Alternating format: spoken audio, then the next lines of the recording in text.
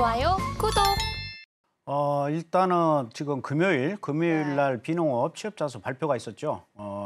비농업 취업자 수 고용자 지표 이 부분이 적어도 오늘까지는 그 여파가 계속해서 이어진다 이렇게 보시는 게 맞을 것 같고요. 이제 내일 CPI 어떤 경계감 속에 흐름을 보일 것이다. 그래서 일단은 금요일 날 고용 지표 발표한 게 적어도 월요일, 화요일은 그 정도 약발이 계속 유지가 된다 이렇게 보시면 돼요. 12월 비농업 고용자 지수가 저번 주 금요일 날 10시 30분에 발표가 됐죠. 발표가 됐는데 전월 대비 21만 6천 명을 증가해서 시장 예측치 17만 5천 명을 웃돌았어요. 그러니까 이 지표만 봤었을 때는 굉장히 고용이 좋게 나왔죠. 증가가 취업자 수가 증가한 걸로 나왔어요. 그러면 어떻게 되겠습니까? 취업자 수가 증가했다는 것은 이제 소비가 증대가 되겠죠. 많이 고용이 됐으니까 고용된 사람들이 돈을 또 쓰겠죠. 소비가 증대가 되면 물가에 압력이 오겠죠. 물가에 압력이 오면 어떻다? 금리 인하가 우리가 당초 예상했던 것보다 계속해서 지연이 되겠죠. 그래서 저 같은 경우에 금요일 날 거래를 하면서 고용지표가 굉장히 좋게 나왔기 때문에 이 매도 쪽으로 제가 베팅을 했었어요. 그런데 미국장이 들어서면서 갑자기 급등을 하기 시작했습니다. 급등하기 시작했는데 그 이유가 뭐였냐면 이전 두 달 값이 각각 4만 5천 명 그리고 2만 6천 명 하향 수정이 됐던 거예요. 하향 수정이 됐기 때문에 사실상 4분기 미국의 고용자 지수는 당초 예상을 소폭 하회한 결과치였다. 그런데 사실상 우리는 이러한 내용들 좀 딥한 부분은 우리가 바로바로 정보를 알 수가 없겠죠. 그러다 보니까 조금 매도로 들어갔다가 물론 나중에는 스위칭을 해가지고 제가 마무리가 됐었는데 이렇게 우리가 정보를 입수하는 데 있어가지고 좀 애로사항이 있어요. 그렇기 때문에 여러분들이 이제 이런 부분들은 노란톡이나 여러분들이 들어오시게 되면 또 저하고 같이 공유를 하실 수가 있다. 이렇게 보시면 되겠고요.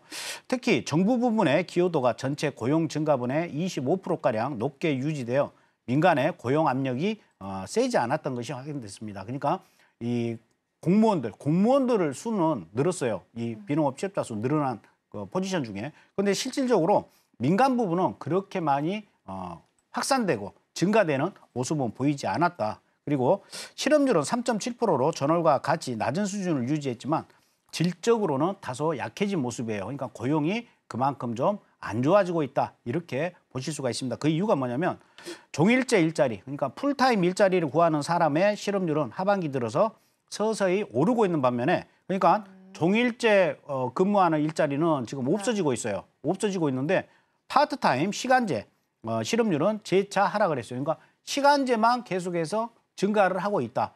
하지만 비농업 취업자 수는 시간제가 됐든 종일제가 됐든 다 공무원이든 비공무원이든 다 합산한 수치를 발표를 하기 때문에 이 안에 세부 내용을 우리가 좀 면밀히 봐야 돼요. 그러면 뭐겠습니까? 일단은 고용은 그닥 지금 현재 미국의 고용은 좋은 편은 아니다. 이번에 발표 났던 그 결과치하고는 그 속사정을 보니까 질적으로도 굉장히 안 좋다. 이걸 우리가 알 수가 있겠죠. 그러면 뭡니까?